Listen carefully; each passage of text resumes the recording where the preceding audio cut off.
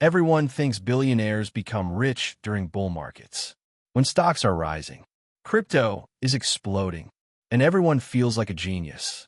But that's not actually when the biggest fortunes are made, because real wealth is usually built during moments that look like complete chaos. And right now, most people don't even realize one of those moments is happening. Because while the world is distracted by inflation, wars, AI, and interest rates, something much bigger is quietly taking place underneath the financial system. A transfer, not of money, of power. Because for the first time in decades, the people who control capital are changing the rules of the game. And almost nobody sees it coming. See, most people think the economy works naturally. Supply and demand. Governments react. Markets adjust. But the reality is very different. Because modern markets don't move only on economics anymore. They move on narratives. Fear narratives. Opportunity narratives. Crisis narratives. And whoever controls the narrative usually controls the money. That's why every major financial shift follows the exact same pattern. First, uncertainty appears. Then fear spreads. Then the public reacts emotionally. And finally, the smart money moves in quietly while everyone else is distracted. It happened during the housing crash. It happened during COVID. And now, it may be happening again. Because while everyone is focused on surviving inflation, large institutions are positioning for something much bigger. A completely new financial era. Look at what's happening globally. Countries are reducing dependence on the US dollar. Central banks are buying gold at record levels. Governments are racing to control AI infrastructure. And corporations are laying off workers while investing billions into automation. At first, these events seem unrelated, but they're not. They're connected by one thing: control. Because every economic transition creates winners and losers. And the people who understand the transition early usually end up owning the future.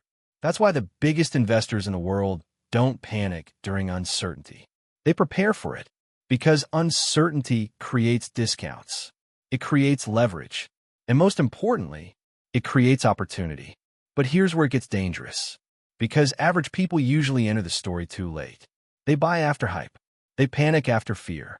And they react exactly when the system expects them to react. Which means while the public is chasing headlines, smart money is studying behavior. Because markets are not just numbers. They're psychology. And psychology is predictable. When people feel fear, they seek safety. When people feel greed, they seek risk. And every cycle repeats because human behavior never changes. That's why financial history keeps repeating itself.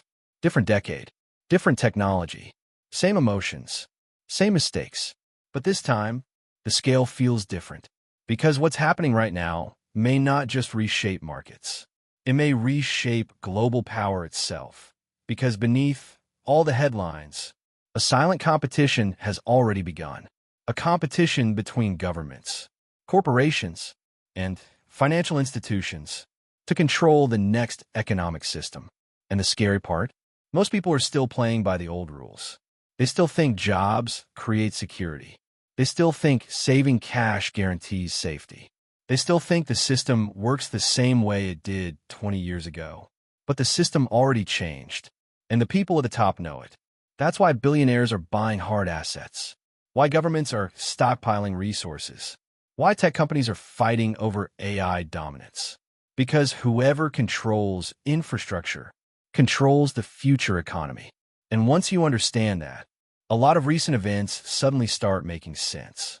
Because maybe inflation isn't just inflation. Maybe high interest rates aren't temporary.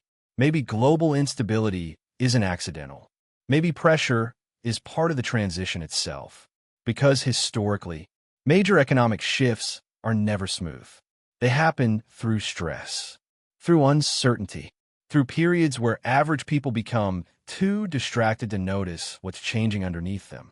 And during those periods, ownership changes hands.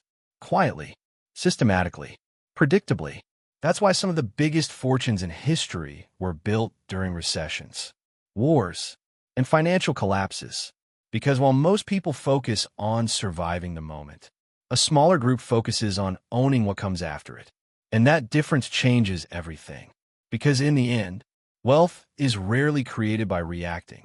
It's created by positioning, seeing where the world is moving before everyone else sees it, which is why the biggest financial opportunities usually sound crazy in the beginning, until suddenly they become obvious to everyone. And by then, it's already too late. Because the truth is, the economy isn't just changing. The rules themselves are changing. The question is, who will adapt before the rest of the world catches up? Because the next decade may create more wealth shifts than the last 50 years combined. And most people won't lose because they were unlucky. They'll lose because they never understood the game they were playing. Because in modern finance, money doesn't flow to the smartest people. It flows to the people who understand where the world is going before everyone else does. And now, if you found this helpful and want more simple, practical insights like this, make sure to subscribe to our channel, Money Talks Money. Stay informed, stay ahead.